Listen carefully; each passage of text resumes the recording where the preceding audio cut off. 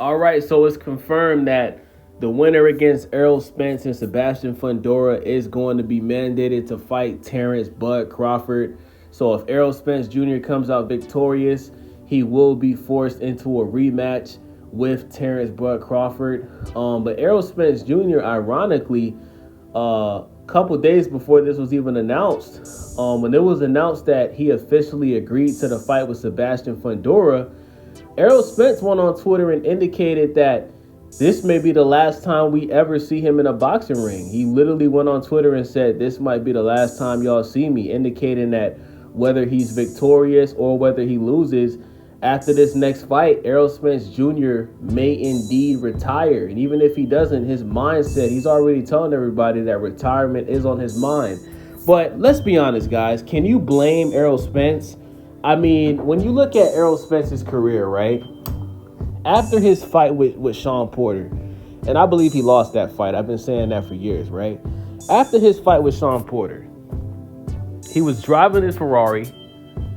He flew out of the Ferrari and hit the concrete and almost died, right?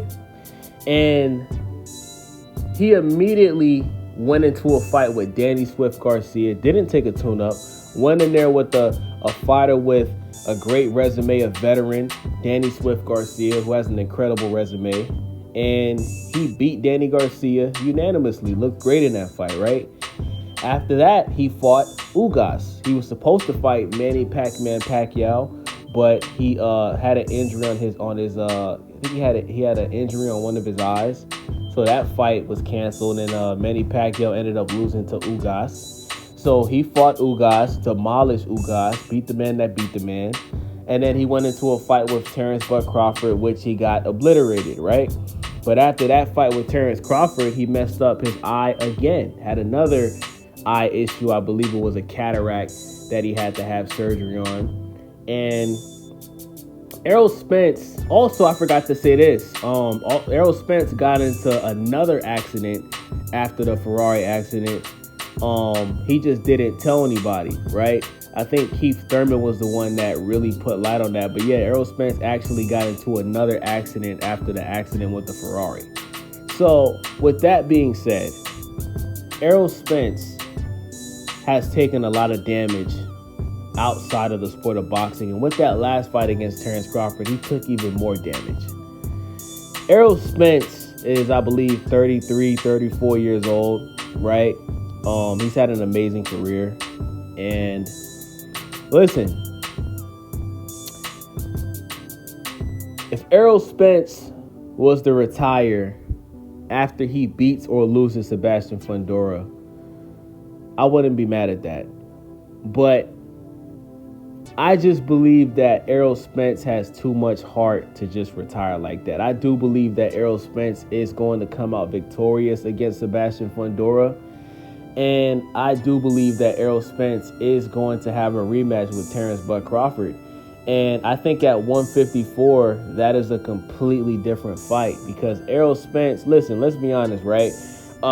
We've been calling Errol Spence a weight bully at 147 for years. He spent way too much time at 147. Remember, it was Terence Crawford that actually moved up to 147 late.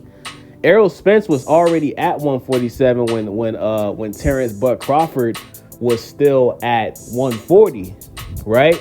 So Errol Spence, in my opinion, he waited too long to fight Terence Crawford. He should have fought Terence Crawford instead of fighting Ugas. He should have just fought Crawford, because Crawford was calling out Spence for a while. He was calling out Spence really for years. And Errol Spence was talking about he's on the wrong side of the street and he needs to, basically indicating that, you know, he needs to come to PBC. And he I guess you could say he was ducking Terence, right? I guess it's safe to say that. But Errol Spence should have moved up to 154 a long time ago. Some fighters think that he should move up a weight class higher than that. Some people think he should move up to 160. You understand what I'm saying? Because Errol Spence, when he's not boxing, he walks around like at 170, 175. Errol Spence is a big dude. So he was killing himself to make weight at 147. And he said himself that, you know, he wasn't even taking training serious most of the time. He was just walking around in a sweat bag to make the weight. You understand what I'm saying?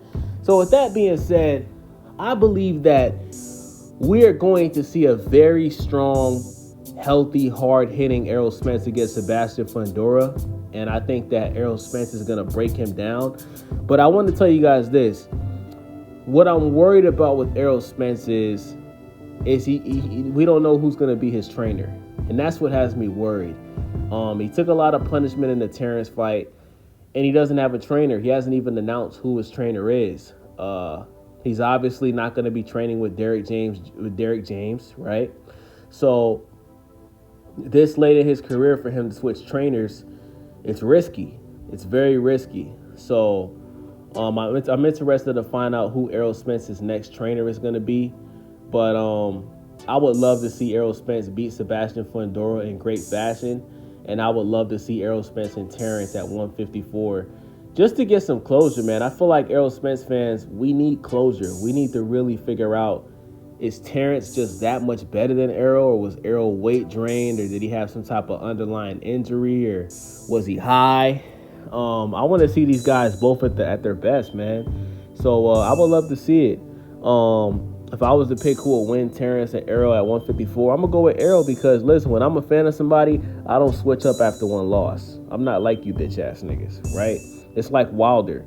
I'm still rocking with Wilder. I still got Wilder knocking out Zelly Zhang. You feel me? So that's just my opinion, man. But let me know what you guys think about this. It's your boy Wavy. Subscribe, thumbs up, leave a comment. Ow!